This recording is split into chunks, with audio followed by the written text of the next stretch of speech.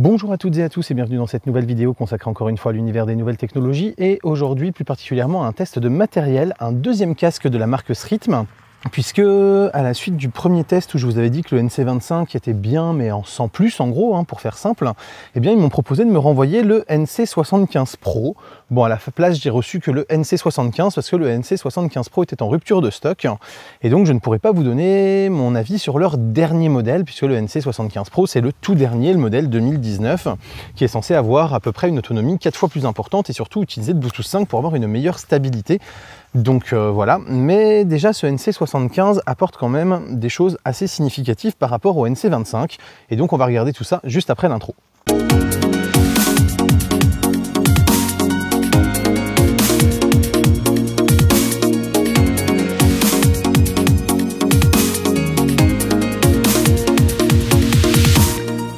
On va faire un petit peu le tour du propriétaire. Donc déjà, vous voyez, il est plutôt souple, ça c'est plutôt une bonne chose. Il ne se replie pas par contre comme l'autre, donc la housse est plus grande et il prend plus de place dans un sac. Et en termes de design, moi je le trouve plus joli en fait par rapport au NC25, puisque je le trouve à la fois plus massif, plus sobre en même temps. Ensuite, en termes de bundle, donc on a toujours la housse, l'adaptateur pour l'avion, le câble de rechargement et le câble jack si on veut l'utiliser en filaire. Donc ça c'est une bonne chose, le bundle est plutôt complet, même si les câbles restent relativement courts. L'autonomie est annoncée pour environ 14-15 heures. Au final, avec le noise cancelling activé, j'en ai tenu à peu près 10. Donc c'est franchement pas exceptionnel parce que par exemple si vous avez un gros vol en avion ou quoi que ce soit, il va forcément falloir qu'à un moment vous arriviez à le brancher si vous voulez pouvoir l'utiliser pendant tout le voyage. Par exemple un Paris-San Francisco ou un Paris-Tokyo, clairement ça le fera pas. Et donc ce modèle est en Bluetooth 4.1, donc on n'est pas encore sur la stabilité du Bluetooth 5, même si j'ai pas eu vraiment de problème de décrochage de la connexion, donc bon pour l'instant, à mon sens, le Bluetooth 5 apporte certes un vrai plus, mais il n'est pas forcément ultra nécessaire. Parce que on a le smartphone sur soi, le casque à quelques dizaines de centimètres. En général, ça pose pas vraiment de problème et on n'a pas d'appairage instable avec du Bluetooth 4.1.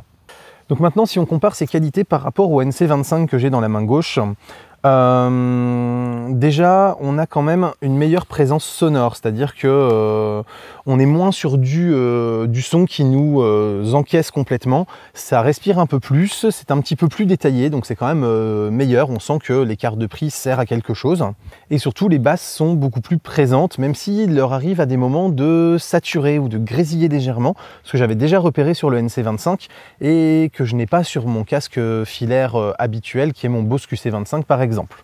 Ensuite, le noise cancelling est plus performant, mais il est encore largement en retrait par rapport à du Bose ou à du Sony. Mais on est quand même sur quelque chose qui fait un peu plus le job, c'est-à-dire que je l'ai testé avec de la ventilation, donc quelque chose de très très grave en termes de sonorité et de fréquence. Et là, pour le coup, il a plutôt bien fonctionné. J'ai pas eu l'occasion de le tester dans un train ou dans un avion, mais comme c'est des fréquences qui sont assez basses aussi, ça devrait plutôt bien fonctionner. Par contre, avec un aspirateur, il ne filtre que les fréquences basses et les fréquences un peu plus hautes, les fréquences un peu plus aiguës. Il a beaucoup plus de mal et là on voit vraiment la différence avec un Bose où même si toutes les fréquences aiguës ont encore du mal sur les noise cancelling, et ben le Bose fait un bien meilleur travail en termes d'annulation de bruit. Et surtout, en termes de qualité sonore, il faut vraiment activer le noise cancelling si vous voulez avoir le meilleur de ce casque, comme souvent sur les casques avec réduction de bruit, parce que quand il est en mode passif, la scène sonore est beaucoup plus plate, beaucoup moins agréable, c'est beaucoup moins ciselé, et ce Srithme ne fait vraiment pas exception sur le sujet. Si maintenant on passe au point faible par rapport au NC25, il est beaucoup plus lourd, donc sur la tête et sur les oreilles ça se sent.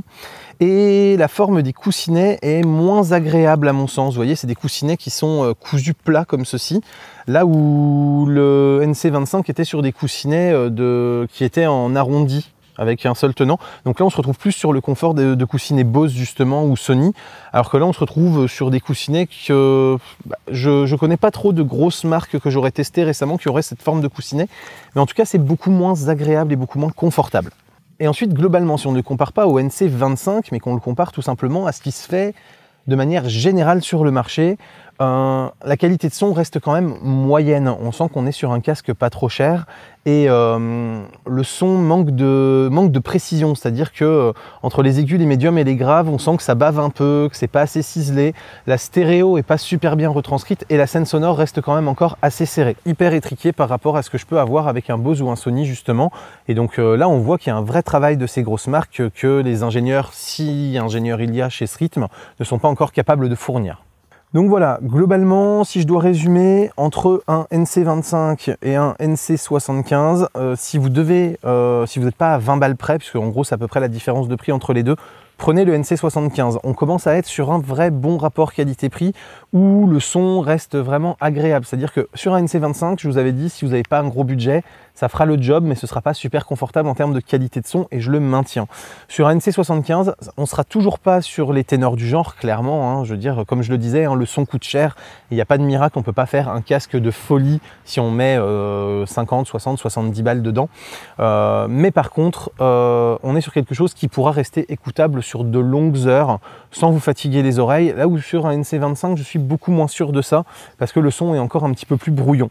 Donc vraiment, ce NC75 est plutôt pas mal et je suis vraiment déçu de ne pas avoir pu tester le NC75 Pro puisque visiblement il a encore été amélioré en termes de qualité de son en plus d'avoir été amélioré en termes de qualité de connectivité.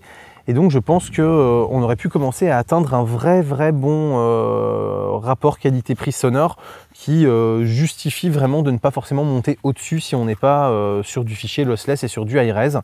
Ce qui là n'est pas encore le cas. J'aimerais bien qu'il y ait encore un petit gap de qualité, surtout donc sur la spatialisation et sur le côté aéré de la scène sonore qui vraiment manque cruellement quand on a testé des casques de meilleure qualité que ça. Voilà en tout cas un petit peu pour l'avis de ce NC75, j'espère que cette vidéo vous a plu, vous a appris des choses. Si c'est le cas, pensez au clap, le commenter, liker, vous abonner, partager, le Tipeee, le Utip, tout ça, vous connaissez. Quant à moi, je vous dis à très bientôt pour plein de prochaines vidéos photos, techno, informatique et jeux vidéo qui font le contenu de la chaîne au quotidien. D'ici là, continuez de rester curieux et de regarder des vidéos sur YouTube. Salut à tous, bye bye.